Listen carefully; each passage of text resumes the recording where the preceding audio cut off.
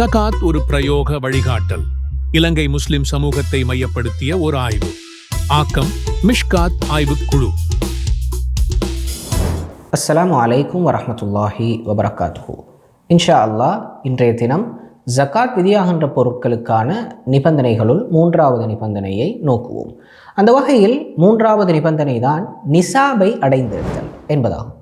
அதாவது நிசாப் என்பது ஒருவர் மீது ஜகாத் கடமையாவதற்கு அவரிடம் இருக்க வேண்டிய அந்த விருத்தி அடைந்த அந்த வளர்ச்சி அடைந்த சொத்தினுடைய அல்லது செல்வத்தினுடைய குறைந்தளவு பெருமானத்தை தான் அரபு மொழியிலே நிசாப் என்று சொல்வார்கள்.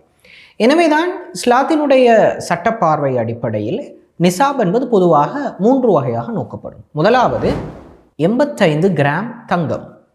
அதாவது 85 கிராம் தங்கம் என்பது 10.5 பவுன் 3.5 மஞ்சாடி அல்லது 10.625 பவுன். இதுதான் 85 கிராம் தங்கம் என்பது.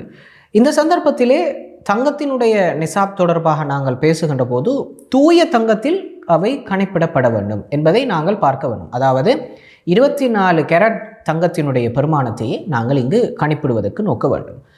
இது இஸ்லாத்தினுடைய சட்டப்பார்வையில் நிசாப் பார்க்கப்படுகின்ற முதலாவது நோக்கு. 2வது வகையாக நோக்கப்படுவது 647 கிலோகிராம் அரிசி. இது 2வது விடயம், 2வது வகையான நிசாப். 3வது வகையான நிசாப் உணவுக்கான செலவில்லாமல் வளர்க்கப்படுகின்ற கால்நடைகள். ஆடுகளை பொறுத்தவரையில் 40 ஆடுகள், மாடுகளை பொறுத்தவரையில் 30 மாடுகள், ஒட்டகைகளை பொறுத்தவரையிலே 5 ஒட்டகைகள்.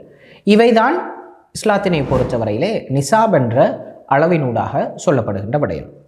எனவேதான் இந்த வகையிலான விடயங்களாக இருக்கின்ற சந்தர்ப்பத்திலே வழங்க வேண்டிய ஜகாத்தினுடைய வீதம் என்ன, இது தொடர்பிலும் நாங்கள் இந்த சந்தர்ப்பத்திலே தெரிந்து கொள்வது அவசியம்.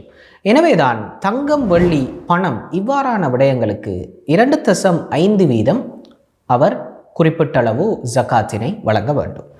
அதே போன்று நீர்ப்பாசன செலவுடன் மேற்கொள்ளப்படுகின்ற விவசாயமாக இருந்தால் அவர் 5 வீதம் ஜகாத் வழங்க வேண்டும். நீர்ப்பாசன செலவின்றி அவர் மேற்கொள்ளுகின்ற விவசாயத்தை பொறுத்தவரையில் அவர் 10 வீதமான